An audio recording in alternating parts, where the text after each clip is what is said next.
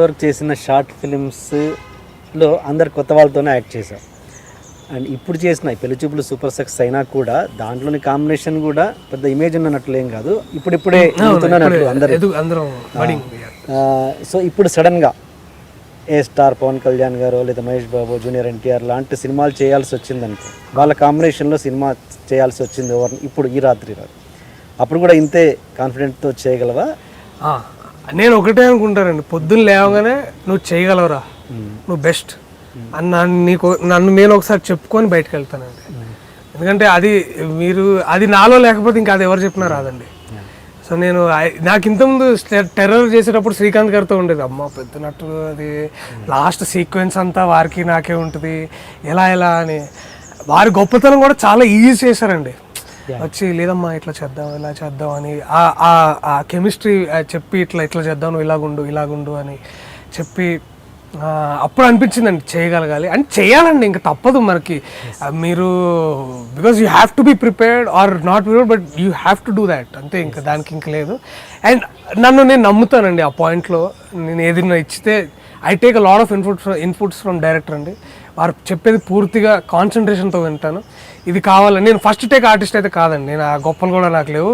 2 to 3 times ఇప్పుడు ఇందాక మీరు ప్రొమో చేసినప్పుడు కూడా చేసి ఉంటారు, నాకు ఆ ఛానలైజ్ అవ్వడానికి కొంచెం టైం పడుతుందండి. అది అడుగుతాను నేను, సార్ కొంచెం ఒక్క టేక్ నాకు స్పేర్ చేయండి సార్, అదొక్కటి నేను గాడిలో పడేదాకా సార్ అది అని నేను అడుగుతానండి. బట్ రావాలని కోరుకుంటున్నాను అలాంటి పెద్దవాళ్ళ దగ్గర నుంచి. ఎవరితో చేయాలని ఎక్కువ కోరిక?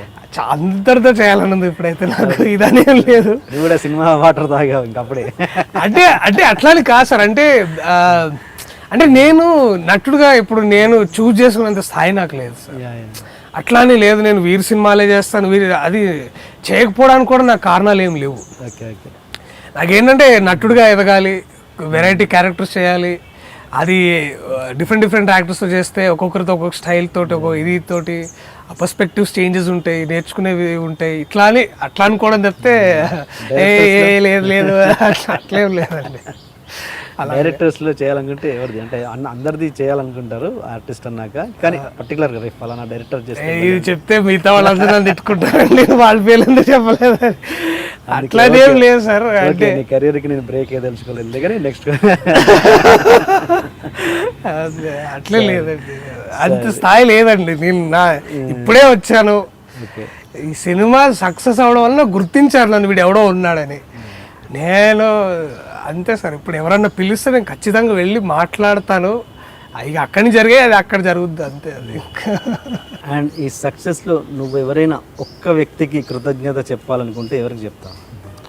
ఒక్క వ్యక్తి అని కాదులేండి, నేను అదే కాదు ఎప్పుడు కాదు, అది ఫ్యామిలీ అండి. వారు ఐ థింక్ చాలా ఇంపార్టెంట్ రోల్ ప్లే చేశారు ఇన్ టర్మ్స్ ఆఫ్ నా గ్రోయింగ్ అప్ కానివ్వండి, లేకపోతే నేను పెంచిన విధానం కానివ్వండి, లేకపోతే ఎన్నో హెల్ప్ చేశాయండి. అది తర్వాత ఫ్రెండ్స్ అండి, నేను చదువుకున్న టైంలో ఉన్న ఫ్రెండ్స్ కానివ్వండి, మా టీచర్స్ ఫ్రమ్ ద డిపార్ట్మెంట్ కానివ్వండి, ఫ్రెండ్స్ అండ్ ఒక్కరికి, ఎందుకంటే I not made up by one person కదండి. సో నాకు ఉన్నారండి at these people who help me in various ways. And అది నేను I can never say one person. అందరి నుంచి నేర్చుకున్నాను, అందరూ నాకు ఏదో ఒకటి కొత్త విషయాన్ని నేర్పించారు, ఇలా ఉండొచ్చు అని వాళ్ళు బతికి నాకు ఎగ్జాంపుల్ సెట్ చేశారు.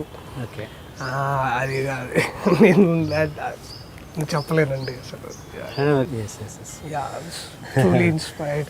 ఇంకా రుద్రవీణ, స్వయం కృషి, ఈ సినిమాలు కూడా బాగా అంటే మంచిగా ఇదే ఇన్స్పైర్డ్. బాగా నచ్చిన సీన్ ఏంటి సాగర్ సంగమంలో? తన పేరు తనే చూసుకుంటాడు తీసుకొచ్చి, బాలకృష్ణ ఇతను కూడా మంచి డాన్సర్ అనగానే ఆ ట్రాన్స్ఫర్మేషన్ అండి. అప్పుడు దాకా గొప్ప అండి, అయ్యో దేవుడు అని ఎమ్మటే పేరు రాగానే ఆ కళ్ళెమ్మట నీళ్ళు రావడం, వచ్చి ఏడ్చేసి ఎమ్మటే నవ్వడం, అది దట్ అసలు దట్ సంథింగ్ ఎల్స్ అండి.